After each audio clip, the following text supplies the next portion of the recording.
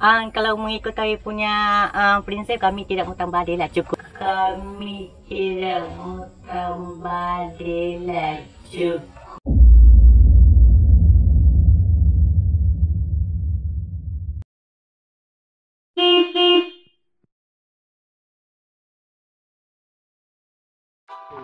Halo kawan-kawan Jimmy TRG yang ada di sana. Hari ini kami ada satu project, yaitu project hiking. Biasa orang hiking di tempat-tempat yang menarik ataupun di gunung. Hari ini kami akan hiking di jalan raya saja, dari kampung pantai menuju ke Pitas. Kami ada 3 orang saja. Kawan saya Awi,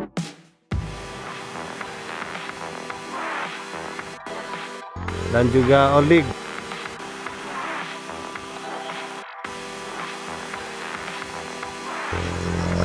So kami punya perancangan. Kami akan berjalan selama 2,5 jam. Berjalan 2,5 jam. Lepas itu berehat dan kemudian balik. Harap-harap kami sempat lah, macam cuaca pun oke. Let's go.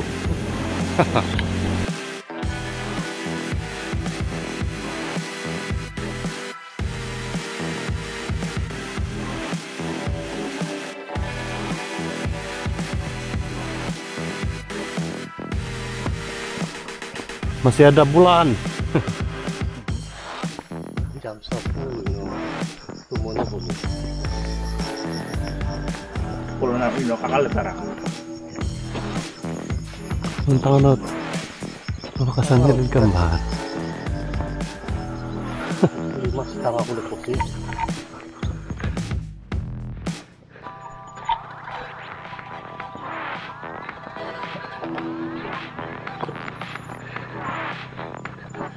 Kami jalan kaki, dia orang naik basikal. Hello.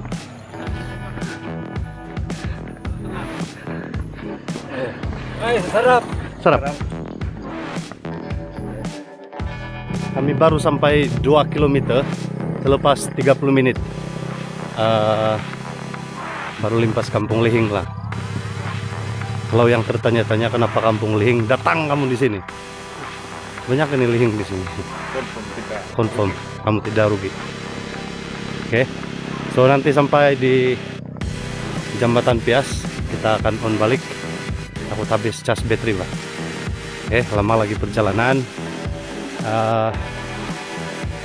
Belum ada apa-apa lah. Tidak penat. Oke. See ya. Oh, sampai di checkpoint yang kedua, Jembatan Besi Pias. Tapi sebenarnya bukan besi juga. Atau kerajaan Tokar ini, habis nama dia memang Jembatan Besi tapi bukan besi. Ini masa sekarang ialah 7.22, lebih kurang 52 menit daripada permulaan. So, ini ialah kawasan Sungai Kanibungan.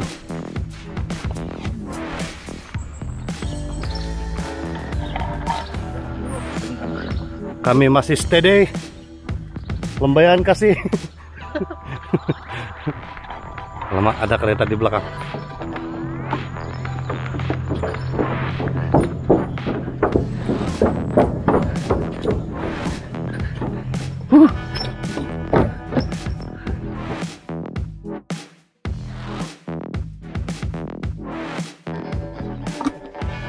Dalam perjalanan untuk ke hiking, kami singgah di gerai-gerai. Ada di sini di dekat dengan Jembatan Pias. Kalau ada siapa-siapa yang datang di sini, jangan lupa membeli laba kamu. Kan mahal, Rp10 3. Mie-nya berapa tadi tuh? Rp1. Ini jangan lupa sokong perniagaan orang-orang kita.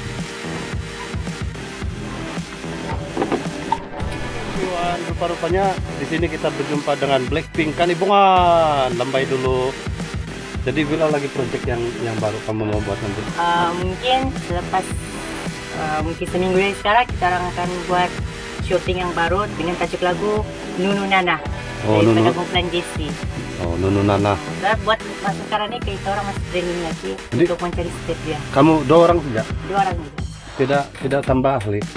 Kalau mengikut kami punya prinsip, kami tidak menambah dana, cukup. Kami tidak menambah dana, cukup.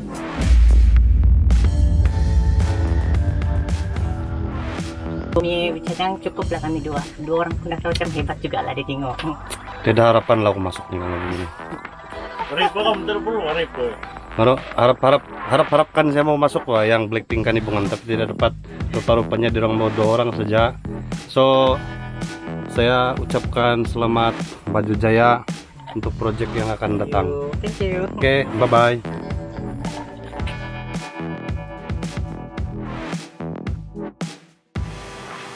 Hello everyone, sekali lagi tempo masa 1,5 jam kami baru berada di kampung Pias dan kami sampai sudah sini yang bukit yang paling tinggi, kira kalau di jalan raya inilah bukit antara yang paling tinggi lah dan mencabar. Kalau kamu tidak percaya, tengoklah sana. Jangan tengok saya.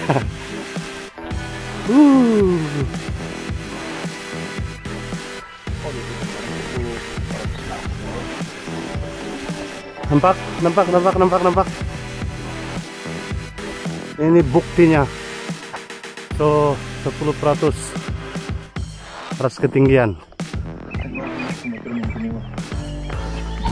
Ini setakat ini, no? Oke. Oke, Rebet. Wih, Sangat memuaskan lah ini jalan. so kami ada masa 1 jam lagi untuk pergi sebelum balik ke rumah. Saksikan terus, jangan pergi mana-mana. Selalu juga kamu tengok YouTube kan, ini juga YouTube juga ini. Jangan kamu berhenti tengok.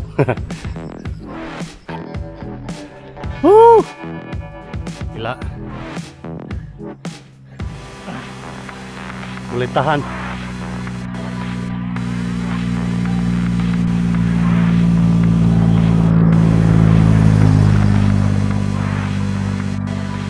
Jadi kita boleh bayangkan baru begini pendek sejak naik bukit. Kalau naik di atas Gunung Kinabalu macam mana? So harap berbaloi lah kami punya latihan ini.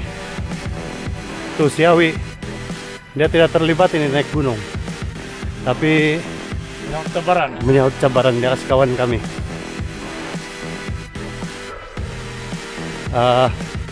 Kali terakhir saya jalan kaki di jalan Kanibungan Pitas ialah pada tahun 99 waktu masih di sekolah menengah. Waktu itu jalan raya masih belum aspal. Dan kalau dikasih cerita, mungkin kalau 20 kali dari pantai ke Pitas itu pernah juga buat. Jadi ini cabaran yang cukup luar biasa. Mantap. Oke lah, nampak lubang hidung saya membesar, biarlah dulu. Bye. Look at this view, man. Ini adalah pemandangan hutan simpan hutan simpan Paitan. Yang kita nampak di depan ini ialah hutan simpan Paitan. Masih lagi boleh tahan lah. Sekejap lagi saya kasih tengok kamu. Kami punya logi kehidupan. Oke, kita tengok-tengok lah.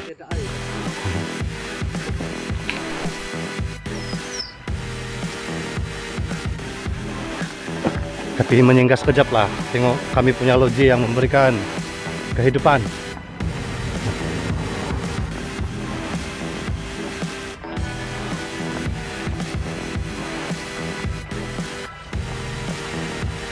Look at this, man.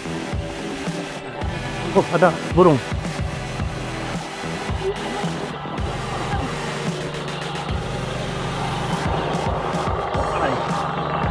Oh, ini ialah kawasan loji air Kanibungan inilah yang memberikan kami kehidupan.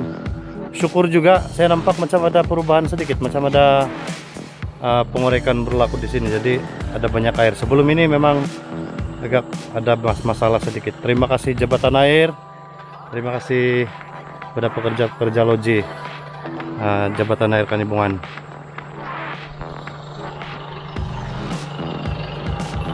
Yang luar biasa lah. Saya dengar diorang kerja siang dan malam.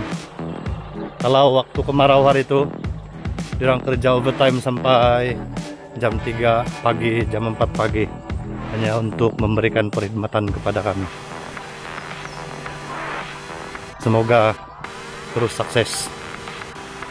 Kami mau meneruskan perjalanan dulu, lebih kurang 45 menit perjalanan.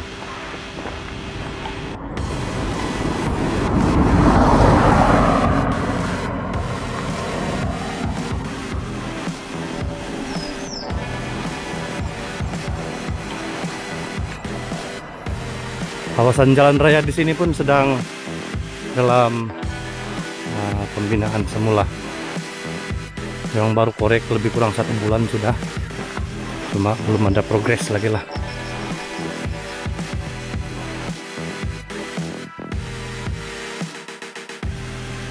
Kalau kamu orang bandar lah kan, jarang ini ada begini tempat kamu. Kawasan hutan simpan Paitan yang terletak di kawasan Kanibungan. Memang sejuk lah di sini. Kawasan sana bisa mau kasih tunjuk lah, jauh lagi ada air terjun di sana. Tapi sudah jadi kawasan larangan sebab masuk dalam GZ Jabatan Air.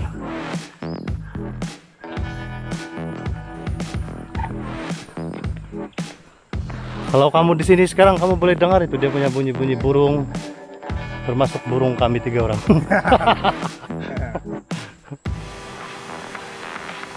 Kalau kita bernasib baik ini hari ya, kita boleh nampak itu monyet tuh. Kadang-kadang ada banyak ini monyet di sini. Oke, kami punya perjalanan lebih kurang 30 menit lagi untuk sampai kami punya target 2,5 jam. Jadi dalam perjalanan nanti kalau ada benda-benda yang menarik kami akan update pasti. Stay tune, jangan pergi mana-mana. Kalau kamu boleh tengok tayangan Tamil, jangan Hindustan lama-lama. Ini bukan lama ini. Oke. Baru saja saya cakap tadi pasal monyet. Nampak dari monyet mati di kabel elektrik.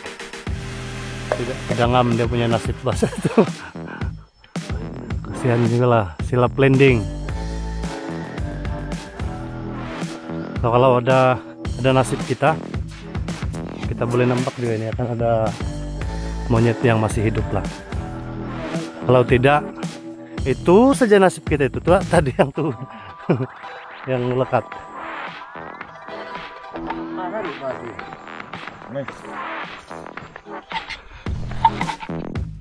Kami sudah sampai di poin 2,5 jam dan kami berehat sekejap.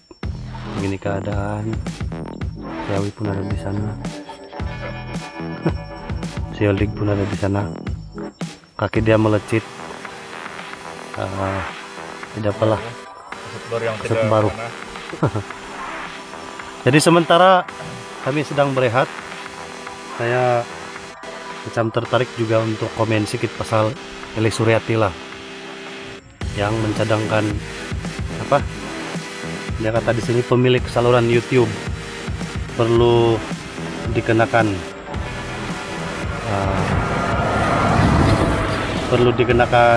lesen. Sebagai pemain industri, kami nak utarakan pendapat sebab ini platform anak seni. Sebelum sebarang penambahbaikan dilaksanakan kerajaan, katanya. Bagus juga lah sebagai presiden, bagus juga dia punya usaha ini sebenarnya. Kami mau akta baru yang lebih kukuh dan boleh membawa kebaikan menyeluruh kepada pelakon, penerbit royalti dan musik, katanya. Kan saya sudah cakap dia punya usaha ini memang bagus. Tapi coba kita baca lagi terus. Antara penambahbaikan itu, Menteri diseru melaksanakan lesen pengguna YouTube karena mereka berjaya dengan kandungan kreatif yang disiarkan. Saya kasih tahu kamu lah, bukan semua YouTuber ini semua dapat pendapatan. Kalau macam saya yang YouTuber kampung memang tidak apa-apa. Untuk suka-suka, untuk share, kami punya kadang-kadang vlog, kadang-kadang apa yang kami nampak setiap hari. Jadi kalau Eli Suryati rasa-rasa kami sudah untung, ambil kamilah jadi pelakon. Kan. Oke, dia kata sekiranya mereka ingin mengecam saya, silakan. Saya tidak mengecam, saya hanya memberikan pendapat pribadi. Kami ada alasan tersendiri kenapa menggesa kerajaan untuk melaksanakan lesen tersebut kepada pemilik saluran YouTube. Nah, suka hati kau lah, alasan kau kan. Datu, kamu hasilkan kandungan kreatif. Memanglah kreatif. Jadi YouTube punya apa? Dia punya tujuan asal pun memang untuk ini. Akan mau buat semua macam yang Eli Suryati buat kan. Dia cadangkan kementerian melakukan penambahbaikan. Penambahbaikan itu bagus, tapi mungkin perlu diteliti lagi lah. Antara lain kata Eli, akta tersebut perlu dirombak semula. Rombak, tapi jangan menyebabkan YouTuber macam kami yang kecil-kecilan ini jadi mangsa. Oke. Ada yang tidak kenal Eli Suryati kah? Yang lepas Najib kalah itu. Dia yang teriak-teriak wah, begitu kan. Kamu kenal juga kan? Atau mungkin pendapat pribadi dia lah. Menurut Eli 50 tahun sekiranya tidak dikenakan lesen tersebut, ada dalam kalangan saluran pemilik YouTube akan mengambil kesempatan. Memang ada yang mengambil kesempatan, tapi bukan semua pemilik YouTube mengambil kesempatan. Mungkin yang dia maksudkan di sini ialah mengambil apa itu dia punya movie ataupun drama, lepas itu jadikan konten. Tapi sebenarnya bukan semua YouTuber menggunakan konten ataupun membuat konten yang seperti itu. Oke, jadi saya rasa itu tidak jadi isu lah.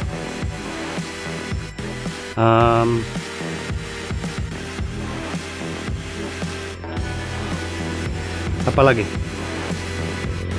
dia kata dia paling kesal terdapat pemilik saluran YouTube yang menggunakan kemudahan itu untuk mengkritik film tempatan hingga menjejaskan jumlah kutipan tayangan. Kritikan yang dibuat oleh YouTuber sebenarnya bukan semua blame ataupun memburuk-burukan film tempatan.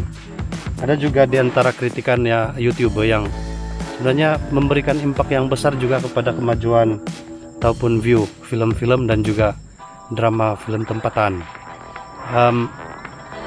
Contohnya kalau yang buat review itu memberikan review yang baik, maka follower ataupun viewer channel itu akan sama-sama support. Jadi dia punya kebaikan mungkin di sini ialah YouTuber itu juga yang memberikan kritikan walaupun itu bukan yang bagus, tapi dia boleh memberikan gambaran bahwa semua pengusaha film dan drama patut kasih upgrade lah di orang punya drama kan. Katakan itu senjatakan asik-asik cinta tiga segi, asik-asik anak datu bercinta dengan orang kampung, apalagi 7 hari menanti. Tapi saya tidak cakap film itu tidak bagus lah, tapi macam drama-drama yang lain di Malaysia juga sebenarnya ada banyak drama-drama yang bagus. Mereka mengetengahkan dia punya cerita yang lebih menarik, bukan berkisarkan cerita-cerita yang sama, syarikat, lepas itu begaduh, maaf balik kan. Jadi pada pendapat saya, kalau betul Eli Suryati mau sama-sama membuat konten kreatif, jom sama-sama masuk di dalam membuat channel YouTube, saya pasti kau punya channel akan naik laju.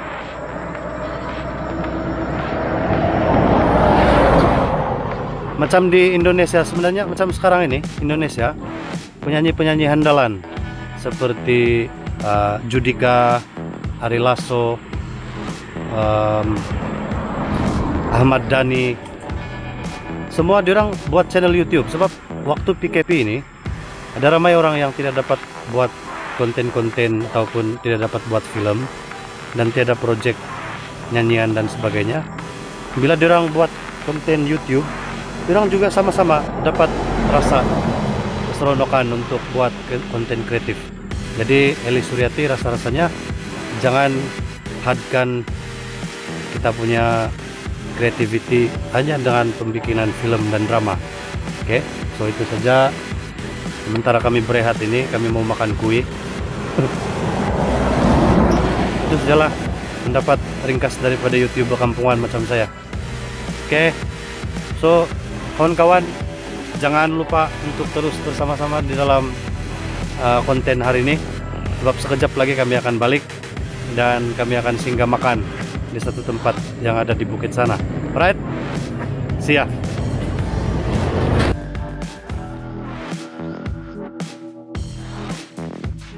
Thanks for watching. Jangan lupa tekan like, comment, dan subscribe. Pitas.